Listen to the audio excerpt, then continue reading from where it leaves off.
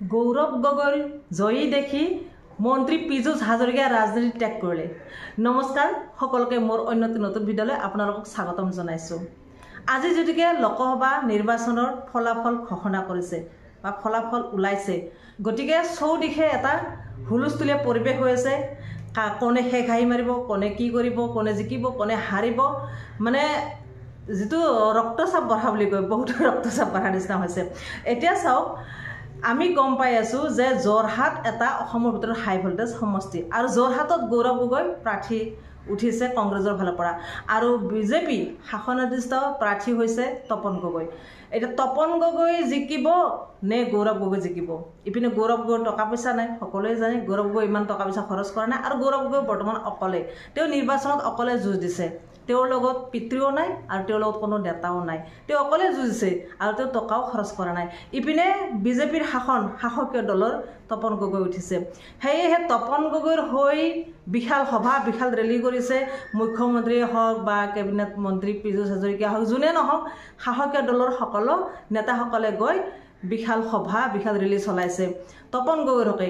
আৰু এই কেম্পেইনিং সময়তে, তপন গগৈৰ কেম্পেইনিং সময়তে যোৰহাটত তেতিয়া মন্ত্ৰী পীযুষ হাজৰিকাই কৈছে যে যদি জয়ী হয় গৌৰৱ গগৈ, যদি তপন গগৈ যদি হাৰি যায়, আমাৰ বিজেপিৰ প্ৰাৰ্থী যদি তপন গগৈ যদি হাৰে, যদি গৌৰৱ গগৈ যদি জিতে, যদি গৌৰৱ গগৈ জয়ী হয়, তেনেহ'লে মই ৰাজনীতি ত্যাগ কৰিম। এই কথাষাৰ মন্ত্ৰী পীযুষ হাজৰিকাই কৈছিল, বৰ্তমান কেবিনেট মন্ত্ৰী পীযুষ হাজৰিকাই কেম্পেইনিঙৰ সময়ত কৈছিল। তেওঁ কৈছিল, মই অহংকাৰ মাৰি কথা কোৱা নাই, যিটো সত্য মই সেইটোকে কৈ গৈছোঁ। আৰু চাওক, অলপ ভোট নহয়, 2.5 লাখ 3 লাখ ভোটত তপন গগৈ জয়ী হৈ গৈ আছে। এনেকুৱা ধৰণৰ তেওঁ কথা কৈছিল। যদি বাইচান্স গৌৰৱ গগৈ জয়ী হয়, তেনেহ'লে মই ৰাজনীতি ত্যাগ কৰিলোঁ, আজি এই মঞ্চতে ক'লোঁ। এটা দম্ভালি মাৰি কথা কৈছিল, আৰু এই কথাখিনি আপোনালোকক শুনাম, আপোনালোকক দেখুৱাম। দেখিলে আপোনালোকে খুব বেছি সুখী হ'ব তেখেতৰ সেই মন্তব্য দেখি পিনে। ইমান অহংকাৰ কৰি কথাষাৰ কৈছিল। এতিয়া সেইকাৰণে এই কথাখিনি চৰ্চালৈ আহি আছে যে এতিয়া যিটোকে গৌৰৱ গগৈ জয়ী হ'ল, গতিকে ঘোষণা হোৱা নাই, কিন্তু ফলাফল দেখি আমি গম পাই গ'লোঁ যে গৌৰৱ গগৈ জয়ী হ'ল। তপন গগৈ বিপুল ভোটত হাৰি আছে আৰু বিপুল ভোটত গৌৰৱ গগৈ জয়ী হৈ আছে। গতিকে এতিয়া সেই মন্ত্ৰী পীযুষ হাজৰিকাই ৰাজনীতি ত্যাগ কৰিবনে? এতিয়া বহুতৰ মনত এই প্ৰশ্নটো আহিছে, বহুতৰ মনত এই কথাখিনি উদয় হৈছে যে মন্ত্ৰী পীযুষ হাজৰিকাই ৰাজনীতি ত্যাগ কৰিব নেকি, এতিয়া যিহেতুকে গৌৰৱ গগৈ জয়ী হৈছে। এনেকুৱা ধৰণৰ প্ৰশ্ন আহি আছে। গতিকে মই কি ক'ম, আৰু সেই মন্ত্ৰী পীযুষ হাজৰিকাইনো সেই কেম্পেইনিঙৰ সময়ত কি কৈছিল মঞ্চত উঠি, যে গৌৰৱ গগৈ যদি জয়ী হয় তেনেহ'লে মই ৰাজনীতি ত্যাগ কৰিম। গতিকে আপোনালোকে তেখেতৰ সেই বাক্যখিনি, সেই কথাখিনি আপোনালোকে নিজে শুনক, শুনিলে খুব বেছি ভাল পাব। এয়া চাওক পীযুষ হাজৰিকাৰ সেই কেম্পেইনিঙৰ সময়ত কৰা মন্তব্য। যদি এই ইলেকশ্যনত তপন গগৈ ডাঙৰীয়া 2.5 লাখ ভোটত হাৰে, তেতিয়াহ'লে ৰাজনীতি বাদ দিম, আপোনালোকৰ এটা প্ৰতিশ্ৰুতি দিছোঁ। গৌৰৱ গগৈ ডাঙৰীয়া নিজিকে, মই ৰাজনীতি ত্যাগ কৰিম। যদি তপন গগৈ ডাঙৰীয়া হাৰে, কোনো পধ্যে আমাৰ অলপ হিচাপ নিকাচ আছে, অহংকাৰ কৰি কোৱা নাই, মই বিনম্ৰতাৰে কৈছোঁ, দেখি শুনি কৈছোঁ, তপন গগৈ ডাঙৰীয়া জিকিব। যদি এই ইলেকশ্যনত তপন গগৈ ডাঙৰীয়া 2.5 লাখ ভোটত হাৰে, তেতিয়াহ'লে ৰাজনীতি বাদ দিম, আপোনালোকৰ এটা প্ৰতিশ্ৰুতি দিছোঁ। ধৰি ল'লো বুলি শব্দটো এনেকৈ কৈছোঁ, তেওঁ কেতিয়াও নিজিকে, অসম্ভৱ কথা। আপোনালোকে শুনিলে মন্ত্ৰী পীযুষ হাজৰিকাৰ সেই মন্তব্য, তেখেতে কি কৈছিল কেম্পেইনিঙৰ সময়ত, আপোনালোকক নিজে স্পষ্টকৈ মই দেখুৱাই দিলোঁ, শুনাই দিলোঁ। আপোনালোকে শুনে এতিয়া নিজে বিবেচনা কৰক, কি শুনিলে আৰু কি হ'ল, আৰু পীযুষ হাজৰিকাই ৰাজনীতি ত্যাগ কৰিবনে, আপোনালোকে নিজে ভাবক আৰু কমেণ্টত লিখক। গতিকে ইমান অহংকাৰ কৰি কথা ক'ব নালাগে। আমি অসমৰ ৰাইজে গম পাইছোঁ, জানিছোঁ যে গৌৰৱ গগৈক যোৰহাটবাসীয়ে ইমান মৰম দিছে, ইমান আদৰণি জনাইছে, উষ্ম আদৰণি জনাইছে। গতিকে যোৰহাটত নিখুঁতভাৱে গৌৰৱ গগৈ জয়ী হৈ আছে বুলি মই আগতেও কৈছোঁ কেইবাটা ভিডিঅ'ত, আৰু আজিও কৈছোঁ যে গৌৰৱ গগৈ জয়ী হ'ল। গতিকে চাওক, গৌৰৱ গগৈ জয়ী হোৱাটো খাটাং বুলি অসমৰ ৰাইজে বুজি পাইছে, গম পাইছে, আৰু যোৰহাটবাসীয়ে বিচাৰিছে গৌৰৱ গগৈ জয়ী হওক। কাৰণ যোৰহাটখন এটা সময়ত তিতাবৰ তেখেতৰ পিতৃৰ সমষ্টি আছিল, আৰু সেই যোৰহাটত তেওঁ খেলা নাছিলে, আগতে খেলিছিল কলিয়াবৰত। কিন্তু এইবাৰ যিটো কংগ্ৰেছৰ যিজন সভাপতি ভূপেন বৰা, তেখেতে খুব এটা ভাল সিদ্ধান্ত লৈছে যে গৌৰৱ গগৈক অন সমষ্টিত নিদি পিনে এইবাৰ যোৰহাটত খেলিবলৈ দিছে। এইটো এটা খুব ভাল সিদ্ধান্ত লৈছে, যাৰ কাৰণে আজি হয়তো গৌৰৱ গগৈ জয়ী হৈছে।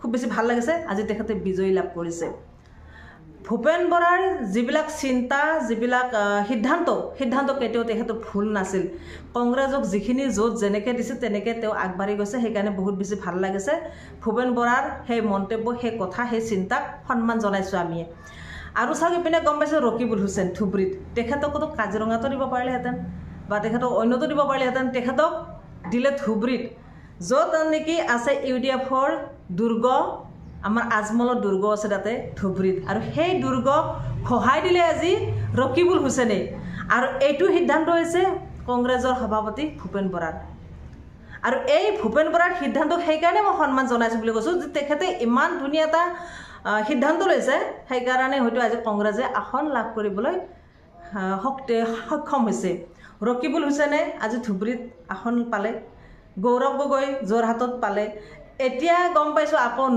নগাঁৱত যিজন প্ৰদ্যুৎ বৰদলৈ আছে তেখেতেও ধুনীয়াকৈ জিতিলে ভাল লাগিলে এতিয়া আৰু এখন আসন শুনি আছোঁ কৰিমগঞ্জত BJP আৰু কংগ্ৰেছৰ মাজত তুমুল মানে যুদ্ধ হোৱাৰ নিচিনাকৈ হৈ আছে দুজনে সমান লেভেলত গৈছে এতিয়ালৈকে সঠিক ৰিজাল্ট ওলা নাই হয়তো সন্ধিয়ালৈকে ওলাই যাব আমি গম পাম কিন্তু এই তিনিখন যে সিদ্ধান্ত হ'ল বহুত বেছি ভাল লাগিছে সেইকাৰণে ভূপেন বৰাই যি সিদ্ধান্ত ভাল লাগিছে আৰু এটা সমানকৈ কথা ক'ব লাগিব সমান্তৰালভাৱে কংগ্ৰেছৰ প্ৰাৰ্থী সেই গৌৰৱ গগৈৰ লগত গৌৰৱ গগৈ অকলে বুলি যদিও কৈছোঁ কিন্তু তেখেতৰ সংগ দিছিলে ৰাইজৰ দল অখিল গগৈ ইমানে লাগিলে হাৰে হিমজুই লাগিছে অখিল গগৈ সেই যোৰহাট সমষ্টিত মানে লোকসভা সমষ্টি যোৰহাটত গৌৰৱ গগৈৰ হৈ তেখেতে কেম্পেইনিং কৰিছে বহুত বেছি লাগিছে আৰু যাৰ কাৰণে গৌৰৱ গগৈ জয়ী হৈছে অখিল গগৈৰ তীব্ৰ মানে ইয়াত শক্তি আছে যেন লাগে আৰু ঠিক তেনেকৈ চাবলৈ গ'লে সেই ৰকিবুল হুছেইনৰ সমষ্টিটো মানে ধুবুৰী সমষ্টিটো দেখিছোঁ অখিল গগৈ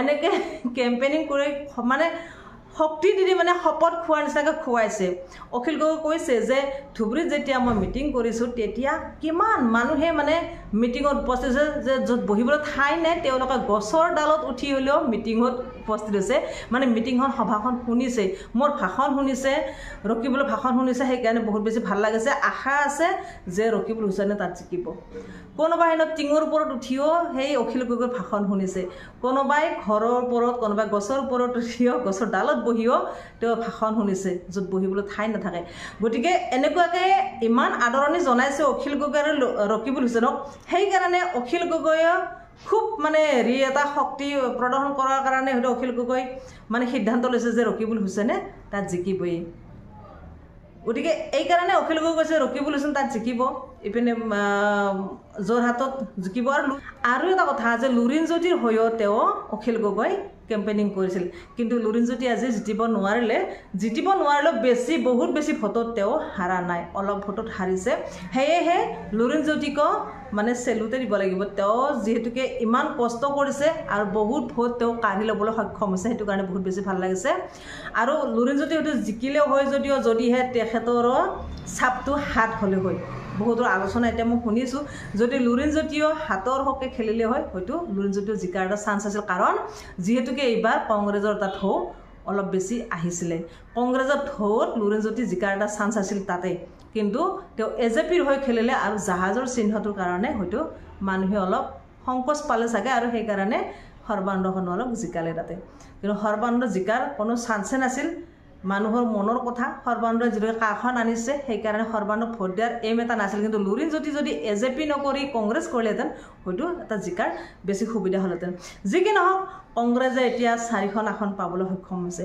ভাল লাগিছে আৰু এনেকৈ কংগ্ৰেছে আগবাঢ়ি গৈ আছে এতিয়া এটা বিশ্বাস বিধানসভাত কংগ্ৰেছৰ আৰু মানে বাঢ়ি যাব আৰু কংগ্ৰেছে যেন হয়তো চৰকাৰখন গঠন কৰিব পাৰে বুলি এটা আশা চৰকাৰে কংগ্ৰেছে বহুতখিনি আগবাঢ়িব বিধানসভাত আৰু বহুত ধুনীয়াকৈ তেওঁলোকে নিৰ্বাচনটো খেলিব পাৰিব বহুত শক্তিশালী হ'ব বিধানসভা নিৰ্বাচনলৈকে তেওঁলোকে আৰু শক্তিশালী হৈ যুঁজ দিলেও হয়তো চৰকাৰখন কংগ্ৰেছে গঠন কৰিব এতিয়া আপোনালোকে কওক পীযুষ হাজৰিকা মন্ত্ৰী তেখেতে ৰাজনীতি ত্যাগ কৰিবনে নকৰে সোধক এইখিনি কৈ আজি মই মোৰ ভিডিঅ'টো সামৰিছোঁ আজিলৈ বাই বাই